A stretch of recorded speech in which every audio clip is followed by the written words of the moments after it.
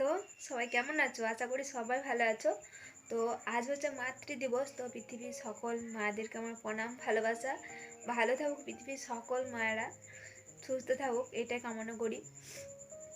তো তোমাদের কাছে আজকে আমি একটা কথা শেয়ার করতে এলাম, আর পাচ্ছি না শেয়ার করে থাকতে পারছি না, খুব কষ্ট হয়েছে। আর সত্যি কথা বলতে আমি যখন ক্যামেরা অন করি না, তখন ক্যামেরা অন করে যদি বা কোনো কথা বলি, তাহলে আমার ভিতরটা কেন জানি না মানে হালকা হয়, কাউকে মনের কথা খুলে বলতে পারি না।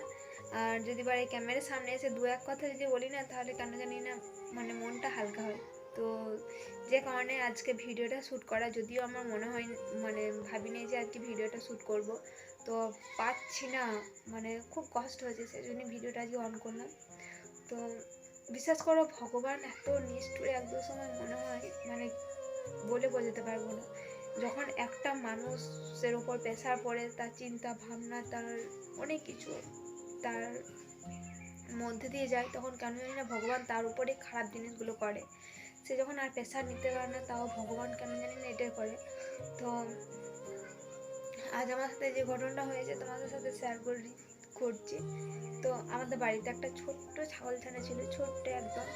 তো তাকে আমি ভীষণ ভালোবাসতাম, বিশ্বাস করবে না, প্রচুর ভালোবাসতাম। তো সে আর আমার কাছে নেই।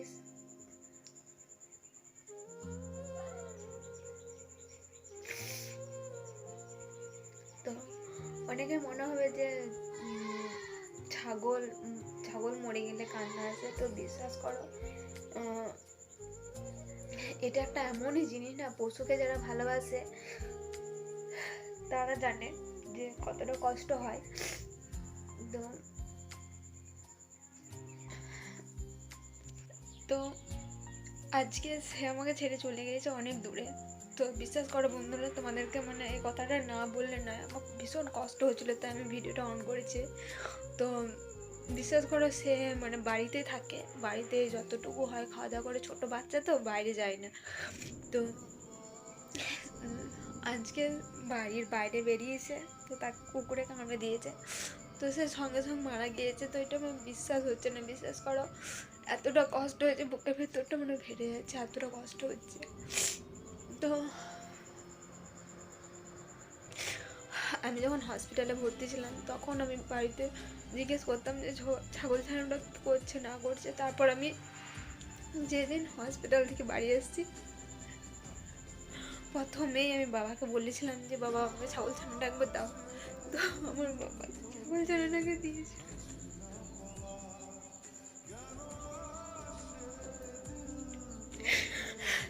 বিশ্বাস করো, সে এতটা খুশি যে আমার কল থেকে নামতে চাইছিল না, এতটা খুশি হয়েছে। মানে কি বলতো, ও আমার গন্ধ পেলেও আমার কাছে চলে আসে, এতটা ভালো ছিল। আর আমি যখন খাওয়া দাওয়া করতাম, তখন ও আমার কলে এসে বসে থাকতো, কিন্তু আমার পাতে থেকে কোনোদিনও খাবার উঠিয়ে খেত না। আর নিচে মাটিতে যখন পড়ে থাকতো, তখন ও খেত না, বিশ্বাস করো। তো আমি ভাবি না এগুলো সোশ্যাল মিডিয়াতে কোনোদিনও পোস্ট করব, কিন্তু জানি আমার মতন অনেকেরই হয়। তারা যদি বা কেউ আমার ভিডিওটা দেখে থাকো, প্লিজ একটা কমেন্ট অন্তত করো, কার কার এমনি হয়। তো অনেক দিন আগে আমি একটা দিদির ভিডিওতে দেখেছিলাম, তার একটা কুকুর মারা গিয়েছিল। তো সে পুষতো না, সে শুধু খাবার দিত, মানে তার বাড়ির নয়, তো তার বাড়ির আশেপাশে থাকতো, তো মানে খাবারের টাইমে খাবার দিত। তো সে ওরকম ভিডিওতে এসে অনেক কান্নাকাটি করছিল। তো একটা মেয়ে এরকম বলছিল যে মাথার মানে প্রবলেম আছে, এ আছে, হ্যানা তেনা। তো বিশেষ করে যারা মন থেকে ভালোবাসে না, তাদের সত্যি এতটাই কষ্ট হয় তাদেরকে ছেড়ে দিতে। আর ওর তো ধরো কোনো মানুষ নয় যে তাকে আমি জড়িয়ে ধরে কাঁদবো। তো যেহেতু কুকুরে কামড়ে দিয়েছে, তাকে বাবা আমাকে ছুতেও দেয়নি আর কি। তো আমি শেষ দেখাটা দেখে এসেছি, ওই বাগানে মরে পড়েছিল।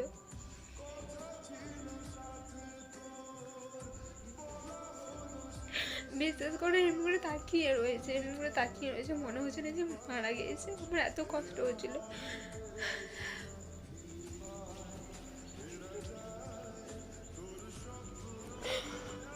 আরও অন্য ছাগলগুলো যদি মারা যেত, আমাদের অনেক ছাগল আছে, তো আরও অন্য যদি ছাগল মারা যেত আমি এতটা কষ্ট পেতাম না। বিশেষ করে আমার সাথে এই ঘটনা প্রায় 7-8 বছর আগে একবার হয়েছিল।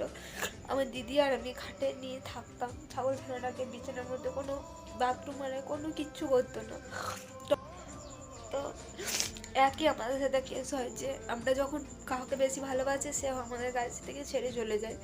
তো সে মারা গিয়েছিলো, তখন থেকে আমি আর আমার দিদি প্রতিজ্ঞা করেছিলাম কোনোদিনও ছাগলকে ভালোবাসবো না। তো বিশেষ করো তো 7-8 বছর পর আজ মানে এই প্রথম আমি মানে এমনি ছাগল কলে নিয়ে আর করি বাস, কিন্তু এতটা ভালোবাসতাম না। তো এই ছাগল ছানাটাকে আমি অনেকটা ভালোবেসে ফেলেছিলাম। তো আজকে সকালে মুড়ি খাইয়ে আর করে আমি মাকে বললাম, মা একে না তুমি বিক্রি করো না, একে রেখে দিও।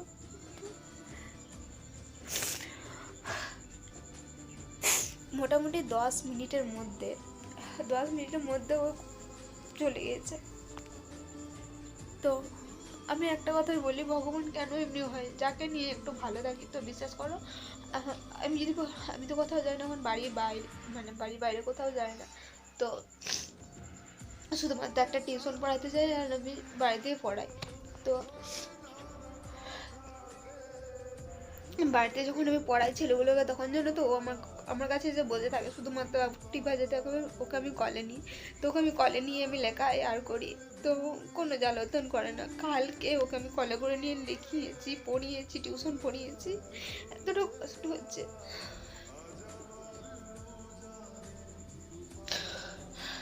ও যদি একটুখানি বেঁচে থাকতো না, একটু মতো যদি ওর থাকতো, ওকে আমি অনেক ডাক্তার দেখাতাম, বিশেষ করে ওকে বাঁচাতাম, কিন্তু জলও খেতে পারিনি।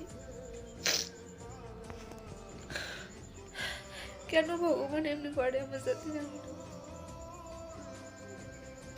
আবার বাড়িতে যদি আমার সময় না কাটতাম, ওকে কলে করে নিয়ে বসে থাকতাম, এই ওই বলতাম।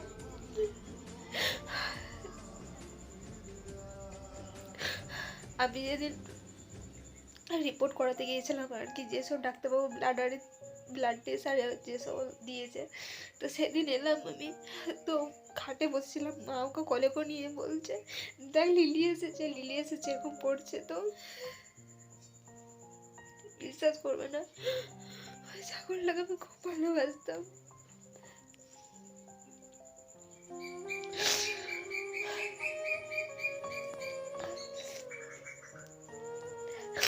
জানি অনেকের মনে অনেক হতে পারে, অনেক আনন্দ লাগতে পারে এই ভিডিওটা দেখে। তো বিশ্বাস করো, একটা মানুষের চোখের জল শুধু বেরোবে না, খুব কষ্ট হয় তবে বেরোয়। সারাদিন আমি যদি বা কোনো কিছু না করতাম, ওকে গলে করে নিয়ে খাটে বসে থাকতাম, ওতে আমার সময় পেরিয়ে যেত।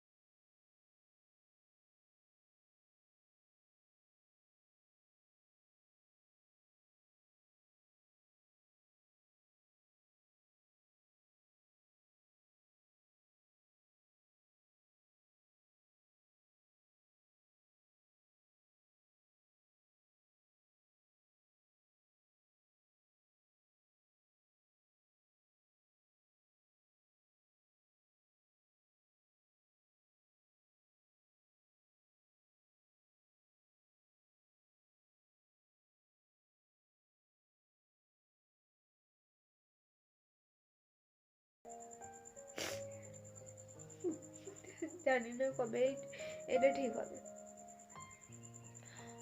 বিশ্বাস করো, আমি শুয়ে ঘুমাতে পর্যন্ত পারছি না, শুচ্ছি ওকেই শুধু মনে পড়ছে।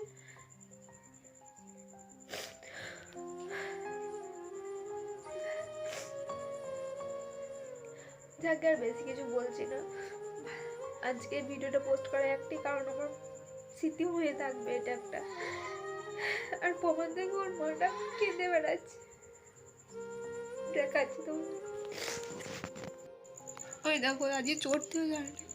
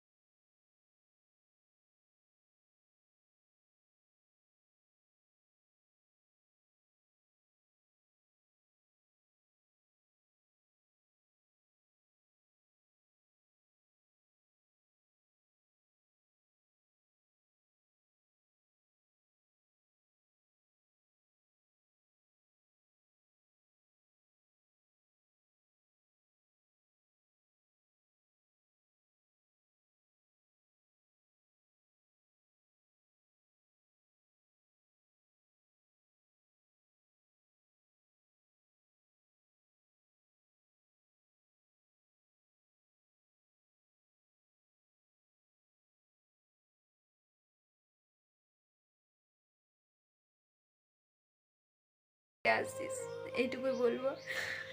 আর মানুষ হয়ে জন্ম নিলে ভালো পরিবারে জন্ম নিস, নয়তো মরে যাবি, বাঁচতে পারবি না। এরকম বিয়েতে জন্ম নিলে হয় খুব গরিব ঘরে জন্ম নিবি, নয়তো খুব বড় লোক ঘরে। ভালো থাকিস এইটাই কামনা করি, তাড়াতাড়ি তোর আত্মা যেন শান্তি পায়।